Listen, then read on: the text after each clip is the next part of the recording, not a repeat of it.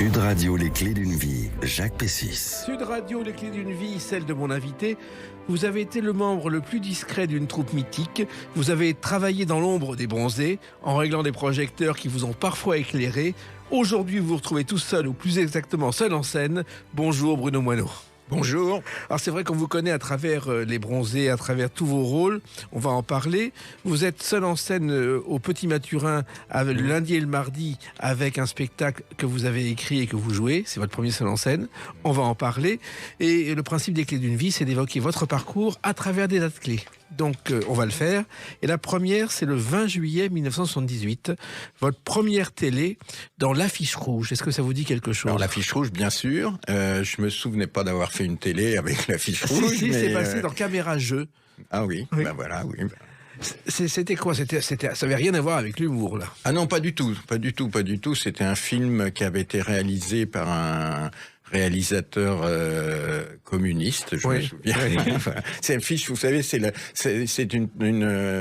un groupe de résistants qui avait été arrêté par les Allemands et fusillé au château de, je sais plus, au château de Vincennes. Au château de Vincennes, et c'est des comédiens de la cartoucherie de Vincennes qui avaient monté le spectacle évoquant monté le spectacle, et moi je jouais l'un des membres de l'affiche rouge, et je me faisais fusiller à la fin. Le réseau Manoukian, en fait, Manoukian s'était réfugié chez le père de Charles Aznavour pour se cacher au départ. Et à Charles Aznavour, tout petit, prenait les costumes des résistants et allait les jeter dans des égouts voisins. À l'insu de la Gestapo. Et effectivement, vous jouez Yona Geduldig, qui est Exactement, Geduldig. C'est pas dans un rôle dans lequel on vous imagine a priori, Bruno Moineau? Non, mais c'était une des premières choses que j'ai fait au cinéma.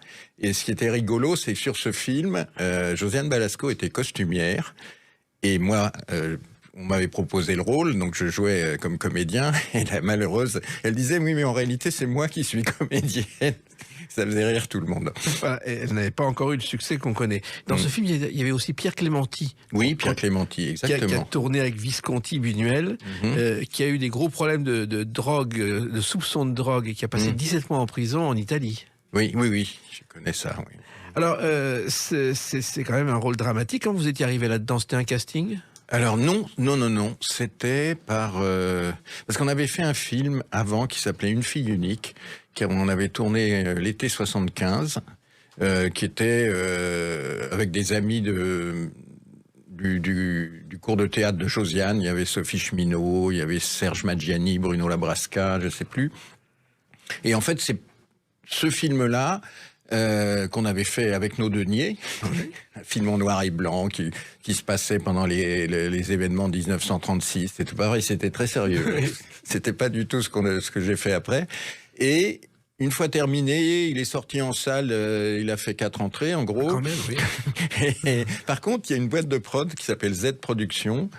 Je me souviens plus du nom du directeur de l'époque, qui a racheté les droits du film, ce qui a permis à moi de me rembourser de l'argent que j'avais mis dedans, donc j'étais content. Et c'est lui qui après a produit l'affiche rouge et qui a dû parler de moi à comment il s'appelait ce réalisateur? J'ai un trou de moi. Bon. C'est la vieillerie. On ne vous en veut pas. Et voilà, et c'est comme ça que je suis arrivé là-dedans. Et vos vrais débuts à l'écran, c'est dans ce film-là. Lalou la cuisse. Ah oui. Avec Louis de Funès. Avec Louis de Funès, je fais une apparition subliminale. Ça dure 2 secondes. Oui. Et là, comment vous êtes arrivé dans ce film? Par Coluche, parce qu'il avait branché tous ses potes pour venir. Mais c'était pas. Oui, avant ça, j'avais déjà fait Une fille unique et l'affiche rouge. Voilà, mais la cuisse, c'était vraiment une toute petite apparition. Toute petite apparition, oui. Et vous avez vu de Funès, vous avez parlé avec lui? Alors je l'ai aperçu, mais surtout je l'ai vu quand il est venu nous voir jouer Papy fait de la résistance. Oui. Parce qu'il est descendu dans les loges. Là, on a parlé vraiment. Parce que sur le tournage, on a fait chant contre chant. Et quand on me filmait moi, c'était pas lui en face. D'accord. Et c'est vrai que Coluche était sur le film pour une raison particulière. En fait, c'était le retour de Louis de Funès après sa crise cardiaque. Christian Fechner avait pris le risque de l'engager sans les assurances, ce qui est unique. Et au départ, c'est Pierre Richard qui devait avoir le rôle. Oui. Pierre Richard pose des problèmes et n'a pas le rôle. Il arrête tout. Et on cherche d'urgence quelqu'un. On pense à à Coluche. Il appelle, il arrive avec sa moto. Il dit, je lis même pas le scénario, je signe. Et il a signé avec Oui, De Funès. voilà. Et De Funès le considérait comme un successeur. Oui, oui, un peu, oui. Oui. Mais moi, c'est un de mes souvenirs quand il est venu nous voir jouer au Splendide et qu'il est descendu dans la loge et qu'il m'a dit c'est formidable, etc. Moi, j'allais le voir tout petit au cinéma avec mes parents, donc oui, c'est un bon souvenir. Oui. Voilà. Mais c'était quelqu'un de très timide en plus, De Funès, quand vous avez parlé. Je ne connaissais pas d'une manière intime, mais peut-être, oui, on dit qu'il était très, très timide. Oui. Alors, avant tout ça, il y a eu l'enfance. Asnières, Bois-Colombes, entre les deux. Bah, je suis né à Bois-Colombes parce que la clinique était à Bois-Colombes, Oui. mais en fait, on vivait à Asnières et j'ai vécu jusqu'à 18-19 ans à Asnières. Voilà. Et Bois-Colombes, en fait, c'est le fief de Bob Sinclair, DJ célèbre, et également de McFly et Carlico, qui sont nés à Bois-Colombes. Ah bah voilà, donc les gens bien naissent à Bois-Colombes, alors en fait. Et, Voilà. et à Asnières, vous avez grandi avec de bons résultats à l'école. Et au départ, votre but, c'était, Bruno Moineau, d'être ingénieur. Alors, je suivais le mouvement de la famille, puisque mon père était polytechnicien, mon grand-père était polytechnicien, mes frères ont fait des écoles d'ingénieurs, parce que je suis d'une famille, je suis le 9e de 11 enfants. Quand même, oui. Donc voilà. Et donc j'ai suivi un peu le truc, j'ai passé un bac C, j'ai fait maths sup, maths spé, et puis comme j'étais quand même assez flemmard, je n'avais pas envie de passer des concours, donc j'ai déposé un dossier à l'école polytechnique de Lausanne. Oui. Qui est une belle école, mais ça c'est pas la même chose que Polytechnique Paris. Et en fait, j'ai été accepté sur dossier. Donc je me suis retrouvé à Lausanne. J'ai fait 1 an, puis je me suis rendu compte que franchement, c'était pas mon truc. Ah bon? Donc j'ai dit j'arrête. Mon père était catastrophé, mais il m'a dit tu vas faire quoi? Parce qu'il m'a dit moi je te paye des études, mais si t'arrêtes, tu te démerdes. Oui. Donc il avait raison. Et je lui ai dit, écoute, j'ai un pote qui est à HEC Marseille, il me propose d'aller habiter avec lui, et puis j'ai trouvé un boulot de pompiste. Voilà. Oui, parce que vous Et donc, je me suis retrouvé pompiste à Marseille. Voilà. C'était super. Et en revanche, vous songiez à une époque être garagiste. Oui, bah c'est un peu à cette époque-là, parce que j'aimais bien la mécanique. Quand j'étais jeune, j'ai trafiqué des mobylettes, puis des motos, et puis ça me plaisait bien, et j'avais envie de faire ça. Et d'ailleurs, pendant la période où je faisais des petits boulots, j'ai beaucoup réparé des voitures. J'avais une vieille 4L avec une énorme trousse à outils dans le coffre et je réparais des voitures de potes, d'étudiants, des machins pour pas cher. Puis je me suis rendu compte que voilà, j'aime bien le faire pour moi, mais le faire pour les autres, c'est très contraignant, quoi. Mais Coluche était comme vous, lui aussi réparait les motos. Ah bah, j'ai une histoire avec Coluche et les voitures, parce qu'il adorait les vieilles voitures. Il aimait bien les miennes, parce que j'ai toujours eu des voitures complètement au-dessus de mes moyens à l'époque, mais ça me faisait plaisir. Et un jour, il m'a dit, écoute, franchement, moi, j'ai pas le temps, mais si on va faire un deal, tu me trouves des voitures, je les achète et on s'en sert tous les deux. Alors, j'ai dit, c'est un deal en or, formidable. Le truc, c'est que quand je trouvais une voiture, c'était pas ça qu'il voulait. Et des fois, il m'a envoyé chercher des trucs, notamment la Studebaker, qui était dans un état. Mais je lui dis, mais Michel, elle est au fond d'un jardin, il y a des poules dedans. Non, c'est elle que je veux. Donc, au bout d'un moment, on s'est dit, bon, allez, on reste amis. Je te prêterai mes voitures, tu me prêteras les tiennes, mais on arrête ce deal. Voilà. Mais c'est vrai qu'il réparait aussi les motos, lui, il adorait Les ça. motos, il adorait les motos aussi, oui. Alors, finalement, ensuite, il y a le service militaire. Et là, vous allez faire le mur pour venir, je crois, vous êtes à Melun, vous allez faire le mur pour venir à Paris, Oui. à la Pizza du Marais. Alors, voilà, ça c'est là, en fait, le vrai début. J'étais en 73 au service militaire, et quand j'ai terminé, et pendant tout le long du truc, j'avais trouvé moyen, je partais la nuit, je revenais le matin très tôt, et j'étais censé répondre au téléphone, mais on était 4, et il en suffisait de 2, donc j'avais des copains, et je dormais la journée derrière un placard, et je repartais ça. Et c'est à ce moment-là que j'ai traîné un peu dans les cafés-théâtres, etc., notamment à la Pizza du Marais, et le patron de l'époque, qui s'appelait Lucien Gibarin, Oui. m'a proposé, quand j'ai terminé mon service, il m'a dit j'ai besoin de quelqu'un pour s'occuper de la caisse du café-théâtre. C'est comme ça que j'ai commencé, que j'ai rencontré des gens du spectacle. Alors qu'au départ, vous n'aviez aucune envie de faire du spectacle. Non, c'était pas du tout mon truc, mais là j'ai découvert, j'ai vu que ça me plaisait. C'est là que j'ai connu Jacques Higelin, Fontéval, tous ces gens-là. Et je me suis engueulé avec Lucien Gibara parce que je me suis rendu compte qu'il avait un pif artistique, mais qu'au niveau argent, il n'était pas très net avec les gens qui passaient chez lui. Donc j'ai été viré. Et quand j'ai été viré, il y avait un chanteur à l'époque qui s'appelait Hervé Mété-Cartier, Oui. qui m'a demandé m'occuper de lui et de son spectacle. Et donc j'étais à la fois régisseur, manager, parce qu'on trouvait des galas dans les maisons des jeunes et de la culture, tu sais, ça, et je jouais des maracas sur scène. Mais la Pizza du Marais, c'est un lieu mythique. Moi, je me souviens de Renaud, que personne n'écoutait, qui passait dans la cave. Oui, c'est ça, dans la cave. Ouais. Souchon venait dîner, il était désespéré parce que ça ne marchait pas, et il se disait, est-ce que je vais pas arrêter le métier?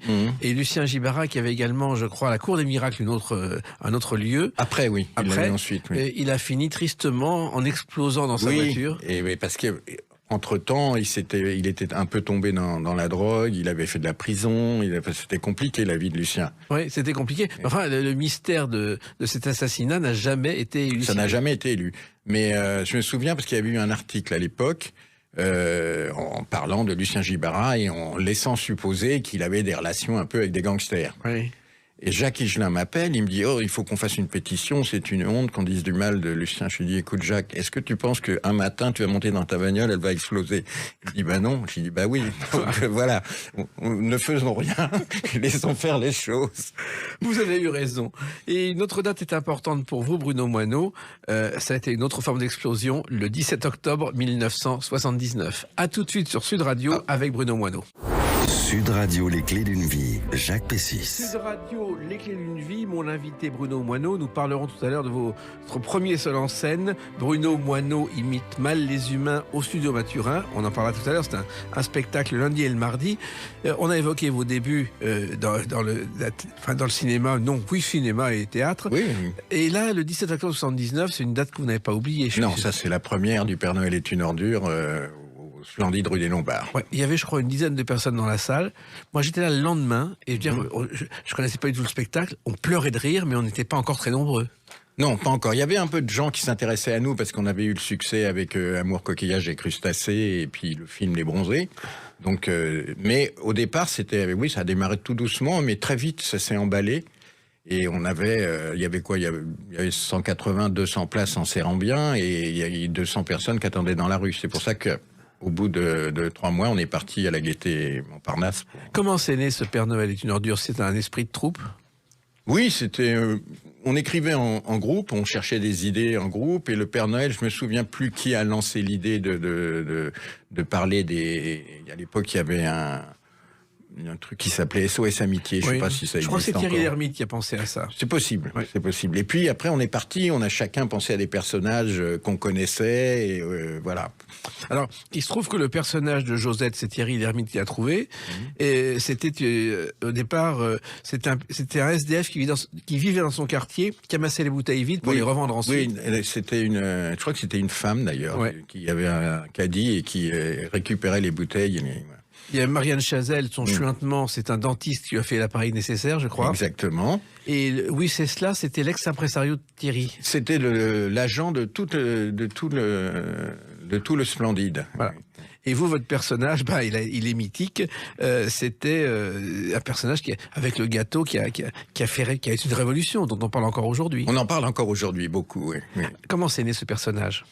Oh, c'est né... C'est Praskovitch. Preskovitch. Alors, c'est né, le fait qu'il ramène des choses immangeables, c'est né du fait que Josiane, qui est d'origine yougoslave, je sais plus si... Josiane Balasco, oui. Josiane Balasco, pardon. Et elle, de temps en temps, elle allait voir sa grand-mère et elle ramenait des friandises de là-bas. Et nous, on rigolait parce qu'on se moquait d'elle, parce qu'on trouvait pas ça très très bon, etc. Et donc, c'est venu un peu de ça. Mais ce personnage, le gâteau, il était fait en quoi? Le gâteau du film, je crois qu'il y en avait 3 différents. Ouais. Il y en avait un très dur, c'est celui qui tombe par la fenêtre. Ouais. Il y en avait un mou, c'était caoutchouc, plus sauce en chocolat, plus c'était un gâteau de cinéma, quoi. Voilà, au théâtre aussi, le même. Au théâtre, il n'y avait pas le cloug. Au théâtre, il y avait que les petits doubichous. Exactement. C'est très différent des doubichous du cloug. Pourquoi on est passé de l'un à l'autre? Alors, c'est compliqué, parce que dans la pièce, en plus des doubichous, il y avait une liqueur. Oui. Je me souviens. Mais alors cette liqueur, parce qu'en fait, on va faire de l'historique sérieux. Quand on a écrit la pièce Le Père Noël est une ordure, on avait prévu de la jouer, et ensuite on a écrit Les Bronzés font du ski. Et quand on a écrit Les Bronzés font du ski, on a eu envie de mettre cette liqueur avec le crapaud dans le scénario du film, parce qu'on n'imaginait pas faire un film avec Le Père Noël est une ordure. Donc on l'a utilisé dans Les Bronzés font du ski, et ensuite... quand on nous a proposé de faire un film avec Le Père Noël est une ordure, on s'est dit on va pas remettre le crapaud, etc. Donc on a un peu modifié les choses et on a pensé au Cloug, qui était un... Voilà, c'est ça l'idée, quoi. Voilà. Et en même temps, Le Père Noël est une ordure, c'était pas le premier titre, je crois. Alors, on a discuté longtemps, et Josiane Balasco, toujours elle, avait proposé Le Père Noël s'est tiré une balle dans le cul. Voilà. Et on s'est dit que c'était mieux de faire un peu. Déjà, que Le Père Noël est une ordure, on en a entendu des vertes et des pas mûres, alors... Voilà. Et le succès a dépassé toutes vos espérances, au théâtre déjà. Au théâtre déjà, oui. Comment l'expliquer? Est-ce qu'il y a une explication? C'était dans l'air du temps, les gens avaient envie d'entendre ça, et puis c'est vrai qu'on a eu la chance que le Splendide, c'est une association d'individualistes, mais qui fonctionnait vachement bien ensemble. Voilà. Alors, ils s'étaient connus tous au lycée Pasteur, sauf vous. Sauf Josiane Balasco et moi. Oui, vous êtes arrivé après. Oui, je suis arrivé, alors, historique, on recommence. Au départ, il y avait Valérie Mérès qui faisait partie du groupe du Splendide et elle a décidé de quitter le Splendide parce qu'elle avait un film important qu'on lui proposait, etc. Donc, quand elle est partie, les camarades du Splendide qui connaissaient Josiane parce qu'ils avaient joué dans un petit café-théâtre à des horaires différents, mais qui, bon, ils l'avaient rencontrée, lui ont proposé de remplacer Valérie Mérès. Et elle leur a dit, oui, moi, jouer avec vous, je serais très contente et tout, mais votre SARL qui gère le théâtre, moi, ça me fait chier de prendre des parts, ça m'intéresse pas. Bon, et à l'époque, j'étais le compagnon de Josiane Balascovic, et donc, j'ai racheté, moi, les parts de Valérie Mérès. Voilà. Et au départ, je les avais aidés à construire le théâtre de la rue des Lombards. Et comme j'étais techniquement assez doué, ils m'ont proposé de faire la régie. Et puis, de fil en aiguille, comme tout le monde faisait tout, j'ai participé aux écritures, etc. Voilà. Oui, et en même temps, vous aviez des rôles très courts parce qu'il fallait en même temps... Il fallait faire la régie. Comment on faisait? Il fallait courir un peu dans les couloirs, mais notamment dans Le Père Noël, c'était... Alors, rue des Lombards, c'était simple parce que c'était tout petit. Après, quand on est passé dans des vrais théâtres, en fait, je n'ai que joué et on a pris des régisseurs. Voilà. En même temps, le rue des Lombards, je crois que c'était même pas le premier, c'était le deuxième. C'était le deuxième. Le premier... On a totalement oublié le premier, je crois que c'était près de la gare Montparnasse. C'était dans un petit passage qui allait de la rue d'Odessa à la rue du Départ et qui s'appelait Passage du Départ.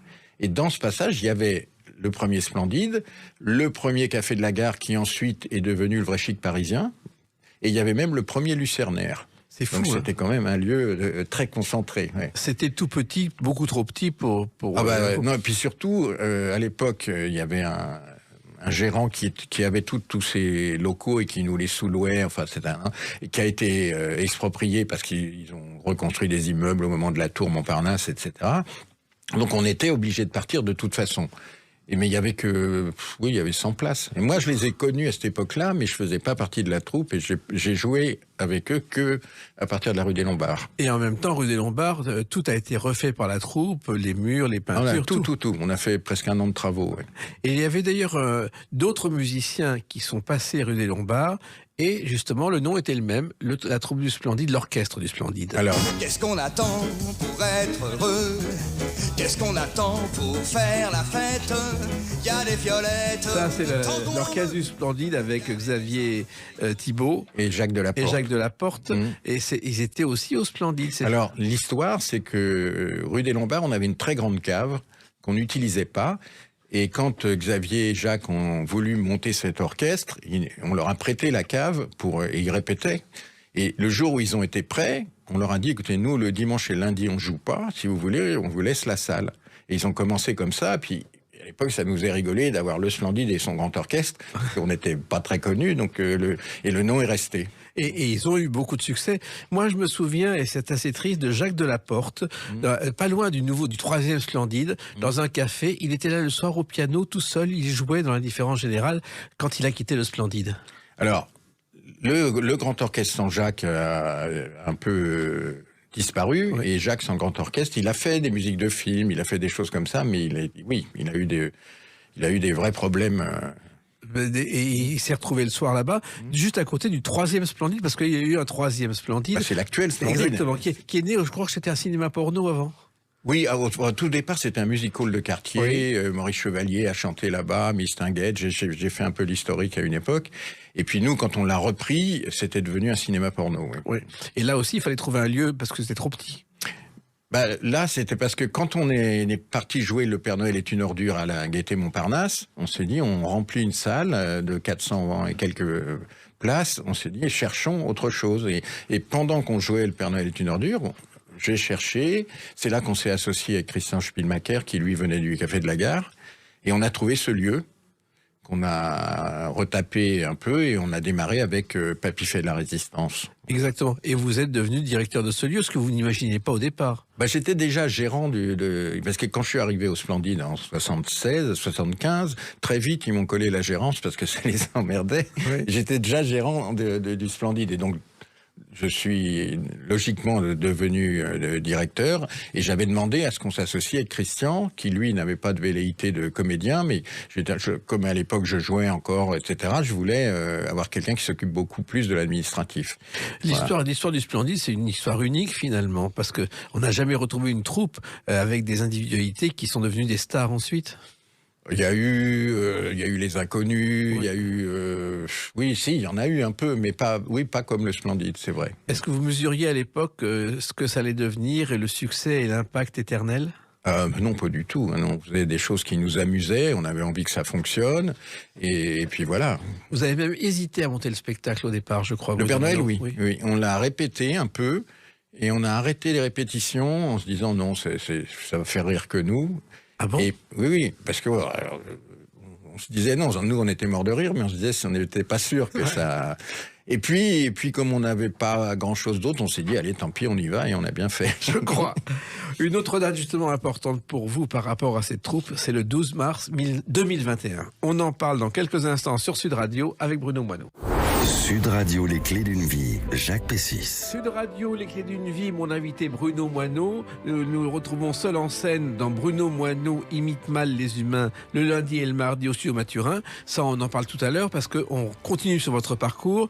Après vos débuts, après Le Père Noël est une ordure qui est vraiment une pièce mythique.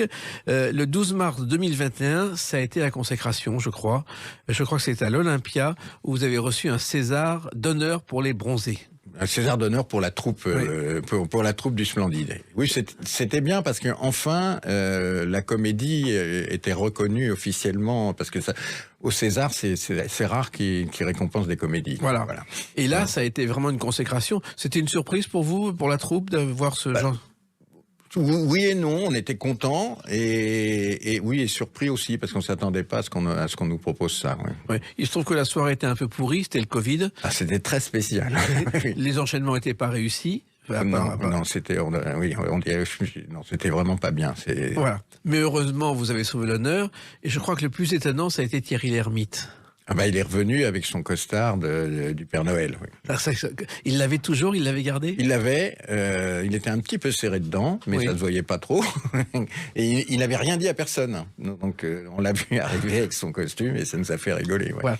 Il se trouve qu'il a le sens de l'humour, Thierry Lhermitte. Je ne sais pas si vous connaissez cette mauvaise blague qu'il a fait un jour à Gérard Jugnot. Il lui a écrit une lettre comme inspecteur du fisc. Et il a débarqué chez lui avec une perruque et une barbe pour un faux contrôle fiscal. C'est très possible. Oui. Ah oui, il l'a fait. Jugnot en a été malade pendant 3 semaines. Et ça a été catastrophique. Après, Jugnot a compris que c'était une blague. Ils ont refait le coup à Michel Blanc. Mais Michel Blanc, qui avait entendu parler de l'histoire, a mis des œufs pourris et des boules puantes dans la voiture de Thierry Lhermitte. Oui, mais à l'époque, on se faisait beaucoup de blagues comme ça. Michel Blanc, c'est Thierry d'ailleurs qui lui avait fait... Il est amateur de bon vin, des choses comme ça. Et pour son anniversaire, il lui avait fait livrer une quantité hallucinante de Kiravi. Vous savez, il s'est retrouvé à l'époque, il habitait dans un petit studio. Il avait des tonnes de cartons de vin en bouteilles plastiques. Ça, c'est le genre de blague qu'on ne peut plus imaginer aujourd'hui. Non. Mais il y avait un esprit potache dans votre... Ah oui, il y avait un esprit, on aimait bien se faire des blagues, on aimait bien se faire rigoler sur scène, on aimait bien ça, oui. Alors, il y a le cinéma, et le cinéma, ça a commencé quand, je crois, Yves Rousserrois, qui était un producteur, est venu voir la pièce et a dit « Banco ». Pour Amour, coquillage et crustacés. Exactement, voilà. Les premiers bronzés. Premiers bronzés, oui. Et ça, c'était une surprise pour vous tous. Alors oui, qu'on nous propose un film. Bon, Yves Rousserrois, en fait, c'est l'oncle de Christian Clavier, donc c'était normal que la famille vienne nous voir jouer. Oui. Mais après, on pensait pas que ça allait ça allait partir là-dessus, quoi. Surtout que Yves, ce qu'il avait produit avant, ça avait rien à voir avec de la comédie. Il a fait Emmanuel, entre Emmanuel. autres. C'était pas exactement le même créneau. Et donc le film Amour, coquillage et crustacés est devenu Les Bronzés, parce que Les Bronzés, ça n'existait pas avant. Non, il a fallu trouver un titre au film, et je crois que c'est Yves Rousserroir qui a proposé Les Bronzés, d'ailleurs.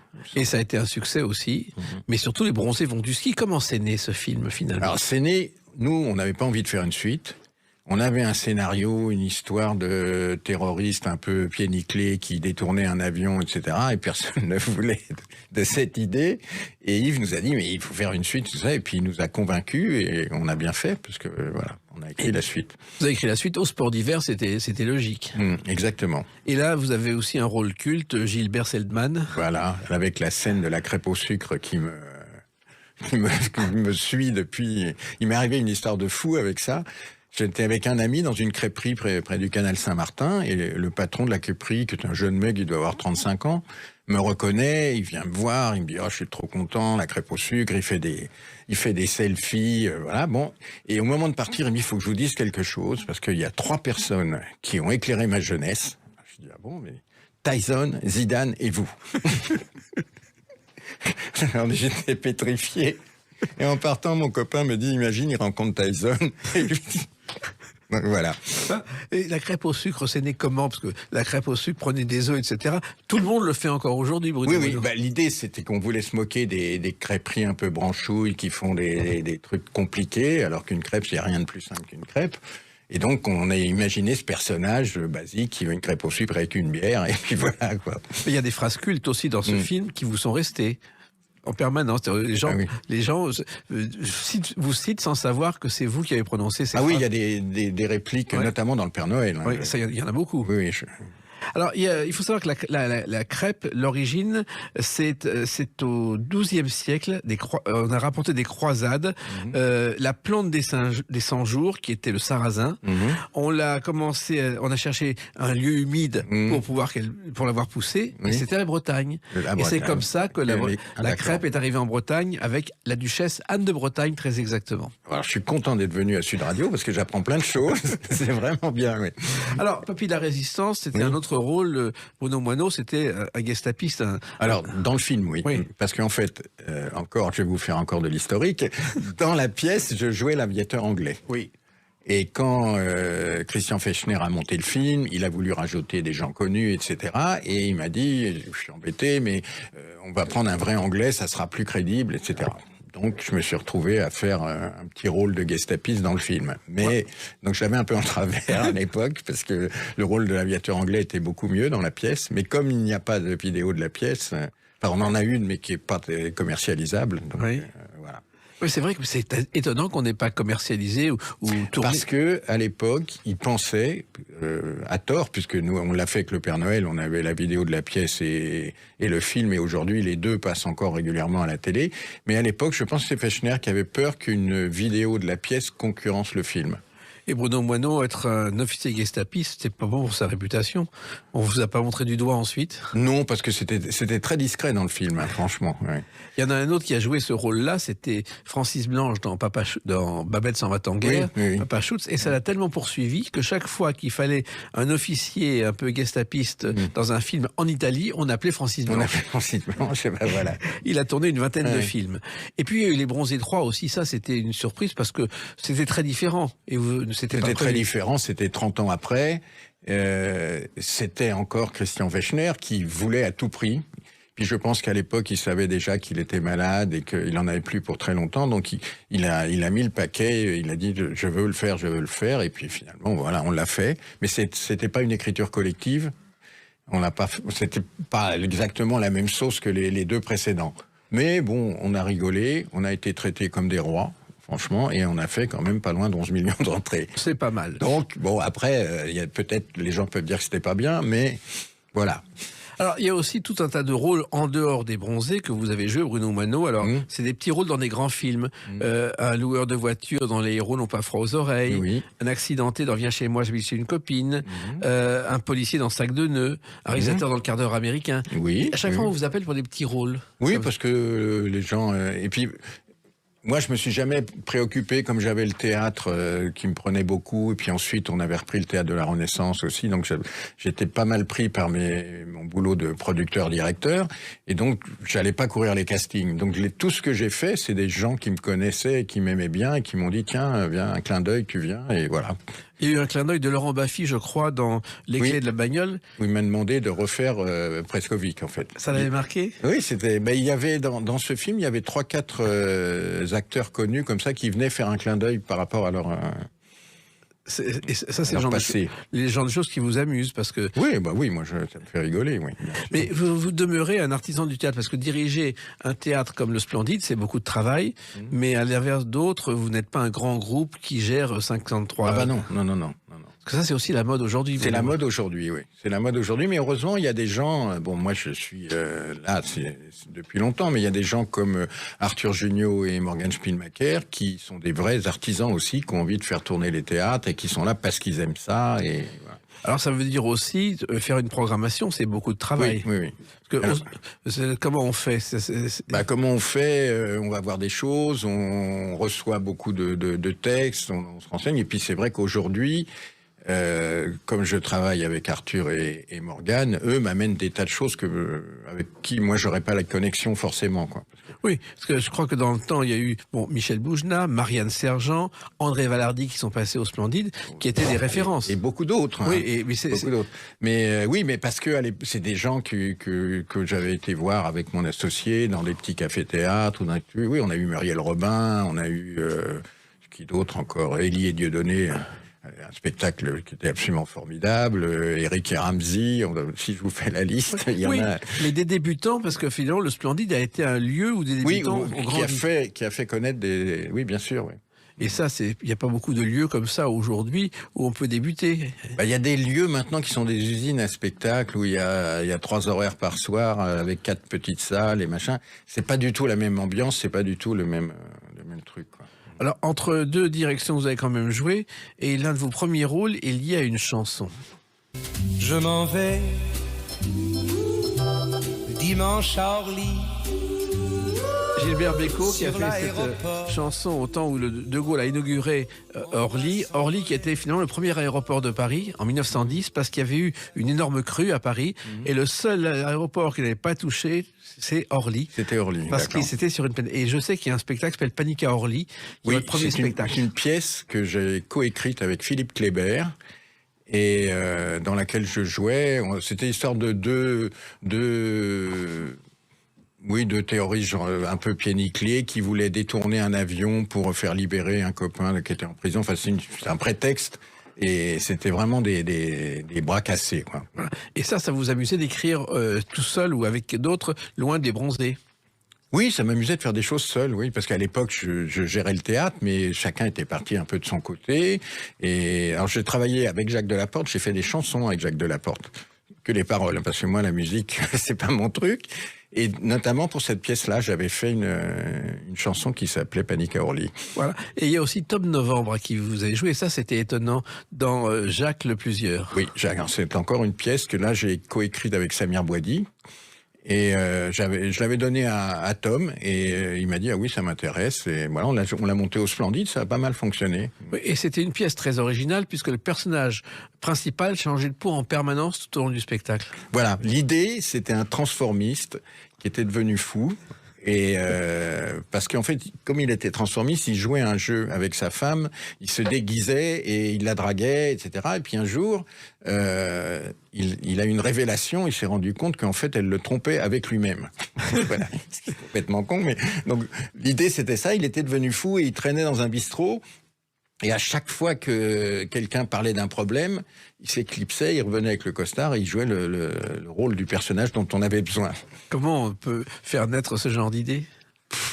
Comme ça, j'ai un cerveau qui de temps en temps me donne des idées un petit peu barjots, et puis voilà. Mais ce sont des fables comiques à chaque fois. Ah oui, c'est comique, oui. Et surtout, le personnage de M. Preskovic n'est pas très éloigné. Ah, c'est différent parce oui, mais que... il y a toujours un petit clin d'œil à ce personnage dans chacune. On vous identifie à ce personnage complètement, même si complètement, aujourd'hui encore, oui. ça continue. On vous en parle en permanence. Ah, tout le temps, oui, tout le temps. Oui. C'est pas gênant. Il y a même des gens qui me reconnaissent dans la rue, j'ai quand même un peu changé, ça fait 40 ans, mais oui, c'est un truc, mais moi j'en suis plutôt heureux.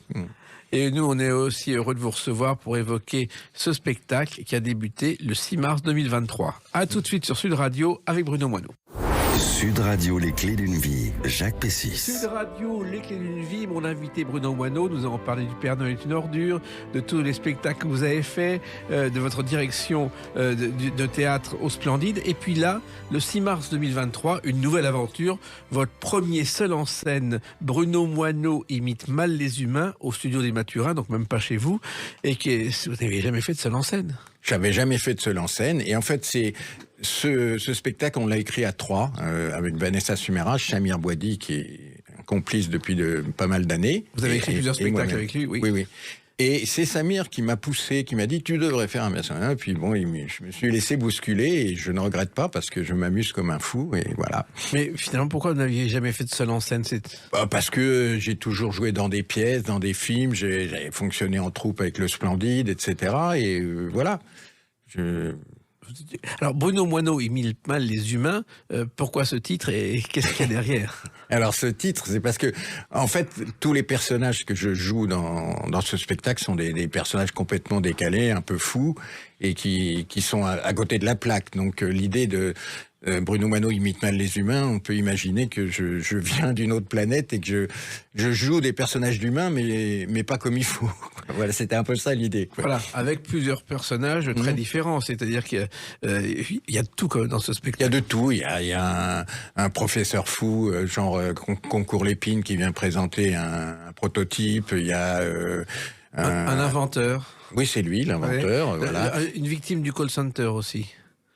Oui, c'est ça. Enfin, oui, c'est ça. C'est quelqu'un qui se fait. On l'appelle pour lui proposer Ouais. Il se bat contre ça et finalement ça devient une battle de voyants parce que voilà, c'est un truc de voyance qu'il l'appelle et on se rend compte que lui voit beaucoup mieux qu'eux. Et il y a un édredon aussi. Oui. Alors un édredon, je joue un camionneur un peu barjot et qui a une relation amoureuse avec c'est un traversin d'ailleurs, pour être exact, c'est un traversin. C'est à peu près la même chose. Oui. Et il y a aussi un mime maltraité. Alors le mime, oui, parce qu'en fait, je vais dévoiler quelque chose. Au départ, j'annonce qu'il y a une première partie. Oui. Et en fait, je dis c'est un ami à moi, un mime que j'ai rencontré et... vous allez voir, autant le mime Marceau c'est précis, autant lui c'est flou. Voilà, c'est ça. Et donc, je sors et je fais le mime mais avec un masque. Voilà. Il se trouve, moi je me souviens du spectacle de Marcel Marceau et l'anecdote est vraie au Théâtre des Champs-Élysées. 2 rangs devant moi, il y avait Jean Carmet qui s'est endormi. Tout à coup, il s'est réveillé, il a crié plus fort, ne sachant plus où il était. D'ailleurs, j'ai une anecdote à propos de Jean Carmet. Parce que j'avais fait quelques dates au Splendide pour roder mon spectacle, et Pierre Richard est venu me voir, ce qui m'a fait extrêmement plaisir. Et en sortant, il m'a dit, ça me fait penser à Jean Carmet. Alors là, franchement, j'ai dit, Pierre, tu pouvais pas me dire autre chose pour me faire plaisir. Ça m'a vraiment fait plaisir. Parce que c'est vrai que Jean Carmet était un personnage hors du commun. Ah, moi, je suis un fan inconditionnel de Jean Carmet. C'est que il descendait de chez lui à Sèvres, il prenait le train à Gare Saint-Lazare, et il allait n'importe où. Et il sonnait aux portes dès qu'il entendait un fumet de déjeuner qui lui plaisait. Oui, ça aussi, oui. Vous l'avez rencontré? Non, j'ai pas eu la chance de le rencontrer. Je sais qu'il est venu voir quand je jouais dans Bunis Bar avec Josiane Balasco. On m'a dit qu'il était venu. Josiane m'a dit qu'elle avait parlé avec lui, mais moi, j'ai pas eu l'occasion de le rencontrer vraiment. C'est un personnage totalement lunaire, d'un autre monde. Alors, pourquoi tous ces personnages? Il faut les trouver, ces personnages. Est-ce qu'ils correspondent à votre univers, à un univers que vous aviez envie de développer, Bruno Moineau? Ça c'est venu comme ça, comme c'est une écriture de groupe. On a écrit à 3. On a pensé à des personnages qui nous faisaient rigoler, certains qu'on a pu imaginer à partir de personnes réelles, mais c'était vraiment un délire. Et puis on a structuré ça. Et en fait, moi, je fais les sketchs et en même temps, entre les sketchs, je me mets de côté et je commente ce que je viens de faire. Oui. Et ça plaît beaucoup aux gens, parce que je dis, ah oui, là, ce sketch-là, je pense que c'est le mieux. Les autres sont peut-être un peu moins bien. Je raconte des bêtises comme ça, et ça fonctionne très très bien. Et c'est ce que faisait Pierre Tchernia dans Les 4 Mousquetaires, une parodie des 3 Mousquetaires avec Gilles Margaritis. Oui. Et à chaque fois, il s'arrêtait dans le film pour dire, pour ceux qui n'ont pas suivi le début, il commentait la... Alors, c'est exactement le principe. Entre chaque sketch, je fais des commentaires et je parle aux gens, etc. Et puis vous êtes vraiment l'antimode d'aujourd'hui, Bruno Moineau, puisque vous dites dès le départ que ce n'est pas un spectacle coup de gueule. C'est pas du tout un spectacle Parce coup que de c'est la gueule. mode, ça, les spectacles coup de gueule. Oui, mais moi non, j'ai juste envie de faire rigoler les gens avec des personnages complètement décalés, voilà, et c'est tout. Et Je suis de mauvaise foi pendant tout le spectacle parce que je dis que je n'aime pas le stand-up, mais en fait, quand je m'arrête de jouer et que je parle aux gens, c'est du stand-up. Mais voilà. vous en aviez eu des stand-up dans votre théâtre? Stand-up, on a eu des seuls en scène. Alors après, mais le stand-up tel qu'il existe aujourd'hui, si on a eu récemment Jimo et puis comment il s'appelle. Son nom m'échappe, c'est l'âge. Mais oui, on en a eu quelques-uns. Oui. Bon. Et alors, il y a aussi le titre de ce spectacle et l'affiche. Et l'affiche, vous êtes sur un vélo, en train de faire. Il y a une lumière, on dirait Iron Man. Oui, parce que comme on partait du principe que j'imite mal les humains et que je pouvais être un être venu d'ailleurs qui s'adapte mal à la vie des êtres humains, on a imaginé ce personnage qui regarde un vélo sans savoir ce que c'est, quoi, avec des rayons. Voilà. Et il y a une musique aussi qu'on écoute à un moment dans un sketch. Et à mon avis, elle m'a rappelé ce sketch. Qu'est-ce qu'il est collant, ce type. Je dis rien parce que je veux pas faire de La scandale. drague de mais Guy Bedos, non. Sophie Daudet. Oui, oui, oui. Il me semble avoir reconnu la musique en fond. C'est pas ça, non. Mais c'est quand je danse avec mon traversin. Voilà. Justement. En fait, c'est Procolarum qui. Mais ça Mais ça ressemble- dure. Comme ça dure 10 secondes, les gens n'ont peut-être pas eu le temps de se rendre compte. Mais enfin, cette musique ressemble. Oui, mais c'est le même rythme, c'est un slow. Voilà, Le exactement. principe, c'est que c'est un slow. Et c'est vrai que là aussi, dans ce sketch de Bedos et Daumier, il y avait une réplique, qu'est-ce qu'il est collant ce type, qui est devenu culte. Oui, c'est vrai, oui. Oui. Et ce genre d'humour c'est absurde, ça vous a toujours fait rire? Ah, moi, oui. Oui, ça m'a toujours fait rire. J'aime bien ça, oui. Ce sont des souvenirs de toujours, ce sont des souvenirs d'enfance ou Alors d'adolescence? ça, je peux pas vous dire. Faudrait que j'aille voir un psy qui m'explique tout ça et puis je reviendrai vous le dire. Mais non, je sais pas. C'est comme ça. Alors, vous présentez déjà les critiques avant même que le spectacle ait eu lieu. On le voit dans le dossier de presse. Oui. Vous annoncez que les critiques seront bien sûr dithyrambiques. Bah oui, c'est normal. Oui. Et là aussi, c'est pour rire, parce que le spectacle est à contre-courant de tout ce qui existe aujourd'hui. Oui, je l'espère, parce que c'est ça mon idée, mais oui. Mais être seul en scène, ça demande un entraînement physique. Ça demande un entraînement physique. Et là, c'est vrai que je me rends compte que, comme je ne suis plus tout jeune, hein, j'ai 72 ans, donc il faut que je fasse un peu attention, je me repose l'après-midi, etc. Mais ça va, c'est comme un training de sport, quoi. Mais en plus, c'est le lundi et le mardi uniquement. Pour l'instant, oui. Pourquoi? Parce que vous n'avez pas voulu prendre le risque de... Parce que j'avais la possibilité de passer au studio Mathurin. J'aime beaucoup cette salle parce qu'elle est très cosy. Et Louis Michel m'a dit, bon, pour l'instant, j'ai les lundis et mardis. J'ai dit, allez, banco, on y va et puis on verra après. Voilà. Et en même temps, il y a des références au passé dans ce spectacle, à tout l'univers des bronzés. Vous avez trouvé des Ah oui, oui. bah alors, faut me le dire, là, Non, parce mais que il y en- c'est inconscient, peut-être. C'est inconscient, mais le personnage ressemble à tout ce que vous avez joué aussi. Ben, c'est moi, donc même si je me travestis dans différents personnages, oui, mon identité, elle est là, elle existe. Ouais. Il y a ce spectacle et il y a aussi un roman un peu qui est passé un petit peu inconnu parce qu'il y avait le Covid, un roman qui s'appelle Un roman de merde. Voilà. Oui.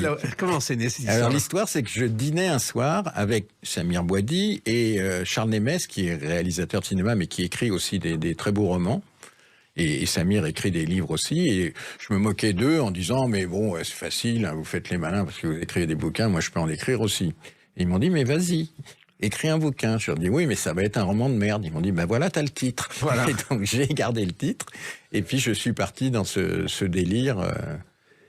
Ce qui est un roman surréaliste, c'est-à-dire les Complètement surréaliste. En fait, je pars du principe parce que je suis dyslexique et j'ai toujours eu beaucoup de problèmes avec l'orthographe.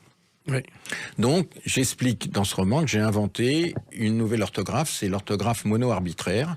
C'est pire que l'écriture inclusive. Ah oui, non, c'est mono-arbitraire. Le principe, c'est un individu, une orthographe. C'est-à-dire Comme ça, personne n'est emmerdé, chacun a sa propre orthographe. Donc, c'est une blague. Mais, et j'explique au début du livre que, voilà, je ne tiens pas compte de la concordance des temps, des accords, etc. et toute contrainte bourgeoise et littéraire. C'est ça que je dis dans le... Vous avez toujours fait beaucoup de fautes d'orthographe? Ah oui, toujours. Je ne sais pas pourquoi. Alors on m'a dit que j'étais dyslexique, etc. Mais voilà. Mais moi j'ai connu un dessinateur célèbre, scénariste, qui est Lausier, quand il faisait des bandes dessinées célèbres, mais les bulles étaient entièrement recorrigées car il faisait une faute par mot. Ah oui, alors moi j'en suis pas à ce point-là, mais j'ai toujours fait beaucoup de fautes d'orthographe. Oui. Le personnage de ce livre s'appelle Karl Carter. Karl et Carter, c'est deux personnages. Et ils sont aux frontières de la conscience humaine. Si on veut, oui. Parce que j'ai mélangé en fait le côté policier avec science-fiction, historique, roman à l'eau de rose. J'ai fait un méli-mélo de tout ça et ça, c'est des caricatures. Mais c'est un peu une parodie de roman de gare, voilà. Et vous aimez ce genre de choses? Honnêtement, j'avais jamais écrit tout seul. Hein, j'ai toujours écrit à deux ou en groupe, etc. Et là, c'est venu comme ça. Et puis j'ai commencé à donner des pages à lire à mes amis qui m'ont dit « mais c'est hurler de rire, continue ». J'ai un fan inconditionnel, c'est Thierry Lhermitte. Il adore le livre, mais il trouve que le titre peut faire peur aux gens. Voilà. C'est possible. C'est possible. Oui, car les rapports avec le Splendide, même si vous ne travaillez plus avec eux, sont excellents. Ah oui, bien sûr. Vous envisagez de vous retrouver un jour? On a eu des tas de rumeurs autour de ça. Ah oui, mais on va faire quoi? Les bronzer à l'hospice ou non? Peut-être.